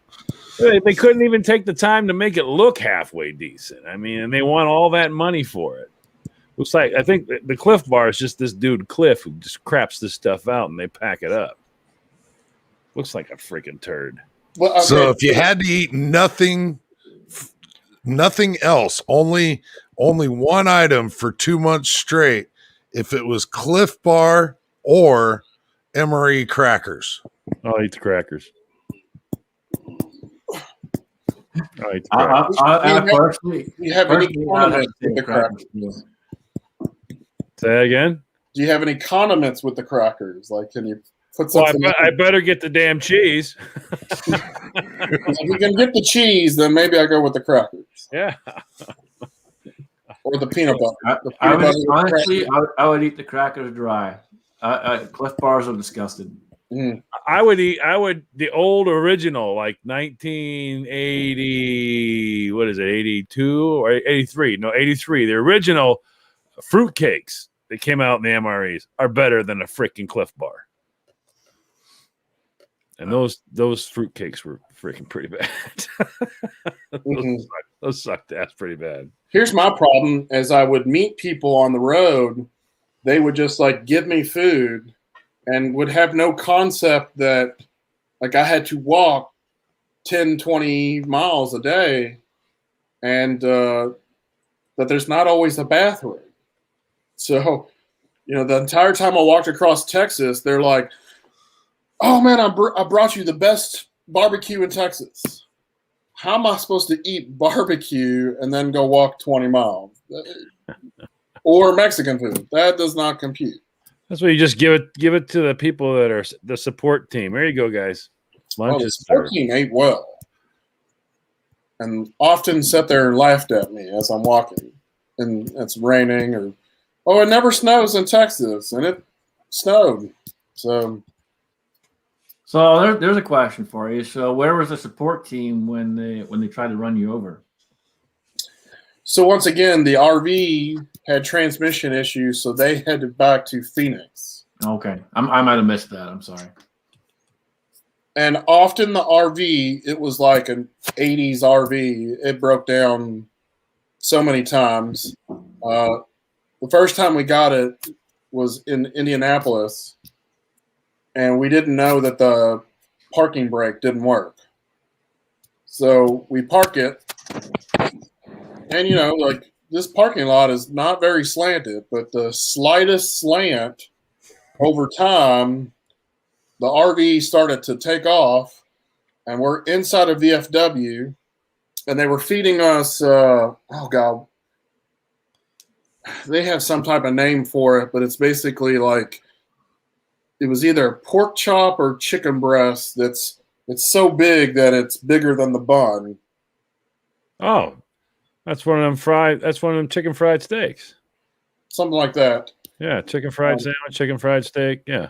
So that's all I cared about. I'm sitting there munching on this thing, and I look out the window, and there goes the RV. We're running down the street trying to catch it, and the door was locked. So we're trying to put the key in and unlock it as it's heading towards this building, and barely caught it. I'm talking a foot or two from hitting this building. We learned that we had to chalk the RV. The shower system worked for maybe the first 2 weeks we had it. It was basically just to sleep in, and that's it. That's why it was great to have volunteers trying to help find hotels. And you want to stay in hotels, because if you stay this was a time when Facebook was started, 2007? This was 2010 and 11 that I did the hike. We had 200,000 followers on Facebook when big companies like Coca-Cola had 5,000. And so it was really easy for me to get sponsorships from companies, because they were like, "How are you doing this?" I'm like, "I'm just live streaming myself on Facebook and taking pictures of the hike." And before that, for 7 months, I was live streaming myself on a treadmill getting ready for the hike and just answering questions like this. And so it was quite the journey. I could not have done it without Louisville Slugger, Major League and Minor League Baseball behind me. I love baseball as a kid, especially, and for those, I'm going to say some words right now, and there's going to be people that hate this, but I loved going to the Yankee Stadium. And by the way, I also loved going to the Red Sox Stadium. So I like the history of baseball. But I think out of all the baseball stadiums that put in the most effort for me was the Kansas City Royals. Wow, that's a trip. I used to live out there, and you could go watch you could go at certain times of the year. You could go over to the Kansas City Chiefs and watch them lose, and then cross the street, because the stadiums are across the highway from each other. So you can go across the highway and then watch the Royals lose. So it was like an amazing thing. Yeah, I used to live. When you talk about Missouri, I lived out in Independence, which is a suburb of Kansas City. Then I was in Shawnee Mission as well. And I'm familiar with Kansas from being in Topeka and out in Wichita and Lawrence. So, yeah, those are special places in the summertime. Yeah. All right, we're getting ready to get off of here. Troy, is there anything you'd like to throw out there just at the very end here to go over and refresh on? It's always my goal whenever doing a podcast, radio, or TV is to find one monthly donor. So I challenge anybody out there, even if you can donate just $5 a month, go to warriorbattalion.org and click on the Get Involved tab, and there's a section called Become a Founder. And our founders, or you can even donate it right on Justin Fitch's mission. Just in search of one monthly donor to support our programs. Once again, Warrior Battalion offers our healing events, our peer mentor program, and our retreat homes. We're developing all these, and we're looking for volunteers to get involved, whether you want to donate directly, fundraise, or actually host some of these events and programs. I'd love to get you guys involved. And once again, Scotsman, Alan, John, really appreciate you guys having me on. Absolutely, man. Always a pleasure, and we'll definitely have you on again soon. And guys, apologize that we couldn't get John on. Again, he had some technical difficulties, but we will get him on here soon. And I'll keep you posted on that. We'll try and get it done where we have a little bit more of a notice and have it scheduled out and let you guys know so we can get more people on here as well. John, what you got, brother? Well, let's see. We're going to be. I'll be putting something together here shortly. We're waiting on some mold stuff to come in, but we're going to do a set of calls that'll be bringing in money for the fundraisers here for grunt calls for people. If you're into deer hunting or whatever, pay attention to that. I'll have that out here shortly. We'll be doing some grunt calls to raise some money. Awesome. Good deal. And we still got the rifle coming from KB32, so stay tuned for that. I know he's working on dialing it in, and once it's all dialed in, he's going to get it out to me. So we'll get that going. As soon as I have it in hand, you'll see the video for that, and we'll get that rocking and rolling. Thanks to everyone out there. Side chat was blowing up. You guys were rocking it. Hard to keep up sometimes. You guys are blowing it up. Awesome. Appreciate that. For anyone who went over and donated, much appreciated. Whatever you can help, it's awesome. I'm going to throw it over to Alan and take us out right. Oh, man. Wow. It's an honor just to be in the same room as Troy. I'm just saying. With everything this guy has done and continues to do and is looking to do, it's an absolute pleasure. Absolute pleasure. Not so much John Solar, but whatever. It's John Solar. We've seen him. We've seen him for the last 5-6 years. So he's just It wears on you. Yeah, it grows on you, sort of like a mole. The side chat's been absolutely phenomenal. Thank you very much, everybody, for showing up. It just one hell of a show. Thank you all for joining, and just got to tell you, this week, I really, really want you to keep your magazines loaded and one in the